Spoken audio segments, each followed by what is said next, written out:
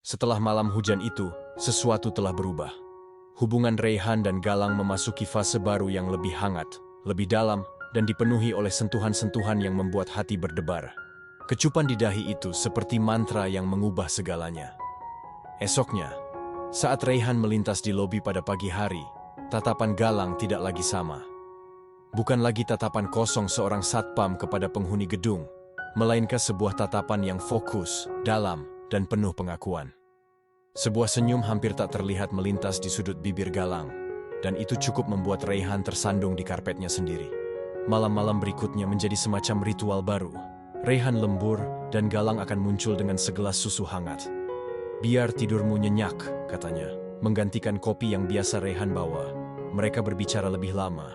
Galang mulai bercerita tentang masa kecilnya di kampung, tentang alasan dia memilih jadi penjaga orang-orang. Rayhan merasa seperti diberikan kepercayaan yang sangat berharga. Suatu Kamis malam, saat Rayhan mengeluh perutnya lapar karena lupa makan malam, Galang mengambil inisiatif. "Aku tahu tempat makan enak dekat sini. Masih buka," ujar Galang, menyela keluhan Rayhan. "Serius? Tapi kamu lagi jaga, kan? Jam istirahatku sebentar lagi. Aku temani kamu." Itu bukan sebuah undangan. Itu sebuah keputusan.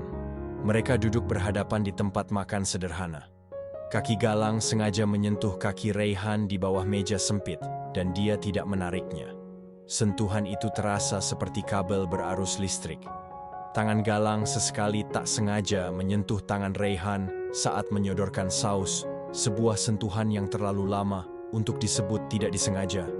Setiap sentuhan itu seperti klaim kecil-kecil, seolah Galang sedang menandai wilayahnya, memberitahu dunia bahwa Rayhan berada di bawah perlindungannya. Rayhan merasa seperti remaja yang sedang jatuh cinta untuk pertama kalinya. Dalam perjalanan pulang, Galang berjalan begitu dekat, bahunya kerap bersenggolan dengan bahu Rayhan. Saat menyeberang, tanpa banyak bicara, tangan Galang meraih lengan Rayhan, menariknya mendekat, melindunginya dari lalu lintas yang lalu lalang. Genggamannya kuat dan pasti, dan Rayhan tidak ingin dia melepaskannya. Sampai di halte, suasana menjadi hening. Hujan mulai rintik-rintik lagi. "Jam sudah larut.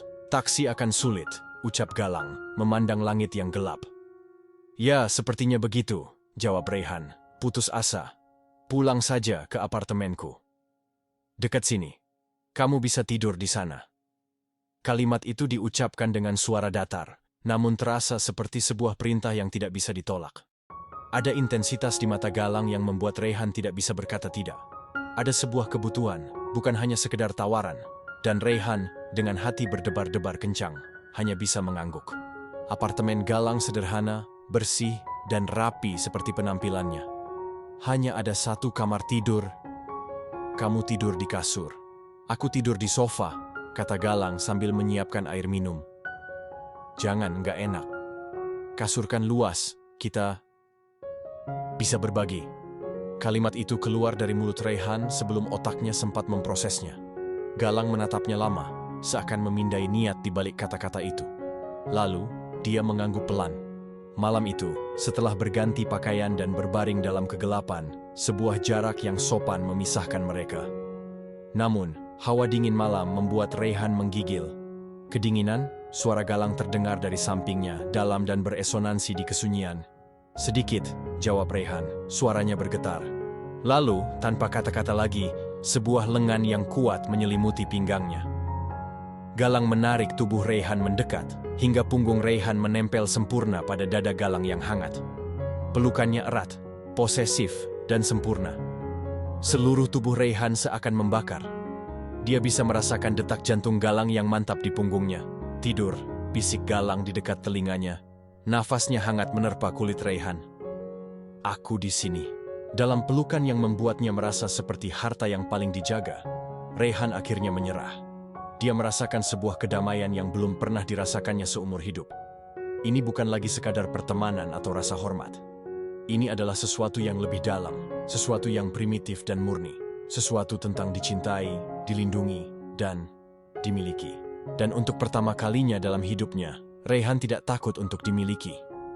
Dia membiarkan dirinya tenggelam dalam kehangatan dan rasa posesif itu, tertidur lelap dalam dekapan orang yang perlahan-lahan merajut jiwanya kembali.